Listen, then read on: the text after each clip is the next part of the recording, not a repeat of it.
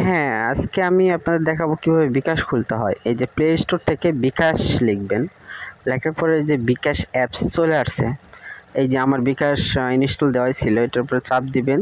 আমি ওপেন করলাম, log in registration. এখানে আপনার ফোন নাম্বারটি দিবেন, যেটা দিয়ে আপনি খুলবেন, আপনার ফোনে আছে আর কি।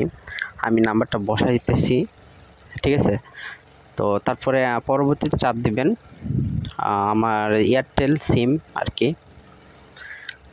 তারপরে আপনার জাতীয় পরিচয়পত্র দিয়ে আমি খুলতেছি আর কি।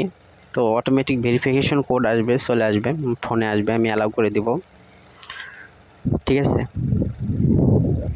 হ্যাঁ, অ্যালাউ করলাম। আমার কিন্তু ভোটার আইডি কার্ড দিয়ে এগুলো দেখতে হবে না, আমার ভোটার আইডি কার্ড দিয়ে মানে খোলা আছে একটা, সম্ভবত খোলা হবে না আর কি, খোলা যাবে না। তাও আমি দেখাইতেছি আপনি কিভাবে খুলবেন আর কি। তো নেক্সট চাপ দিবেন, দেওয়ার পর এখানে একটা অ্যালাউ চাইবে ভেরিফিকেশনের জন্য, ঠিক আছে। তো আপনার যে ভোটার আইডি কার্ড আছে, ভোটার আইডি কার্ডের সব ইনফরমেশন এখানে চলে আসবে, ঠিক আছে। ভোটার আইডি কার্ডের সব ইনফরমেশন এখানে চলে আসবে, আপনি এখান থেকে দেখে নিতে পারবেন, ঠিক আছে। আমি আমার ইনফরমেশন কিন্তু আমি দিলাম না, ঠিক আছে, এগুলো আমি গোপন রাখলাম একটু জাস্ট দেখানোর জন্য।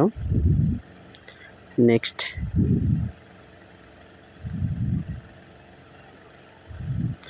এটাও আমার ভেরিফিকেশন হয়ে গেছে,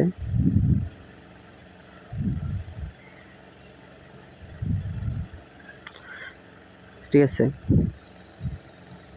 আমার ইনফরমেশন কিন্তু এমনি অটোমেটিক সব কিছু চলে আসবে, এখানে দেওয়া থাকবে আর কি। মানে যে আমি পুরুষ সিলেক্ট করলাম, তারপর আমার এই যে বেতন ভাতা, বেতন আর কি, ঠিক আছে। মানে আমি কি কাজ করি আর কি, বেতন কত, মানে কতর ভিতর লেনদেন করতে পারি আর কি, দিয়ে দিলাম। কাজ মানে আমি কি কাজ করি আর কি, আমি দিলাম বেসরকারি চাকরি, দিয়ে দিলাম, ঠিক আছে। তো এটাতে চাপ দেওয়ার পরে আপনি নেক্সটে চাপ দিবেন। চাপ দেওয়ার পরে আপনার সব কিছুই মনে করেন যে একবারে হয়ে যাবে, অটোমেটিক হয়ে যাবে। আপনাকে কনফার্ম মেসেজ দেওয়া হবে, আপনার যে ছবিটা আছে, ছবিটা আপনি ভেরিফিকেশন করবেন, আপনার ফোনে মেসেজ আসলে আপনি বিকাশ অ্যাক্টিভ করতে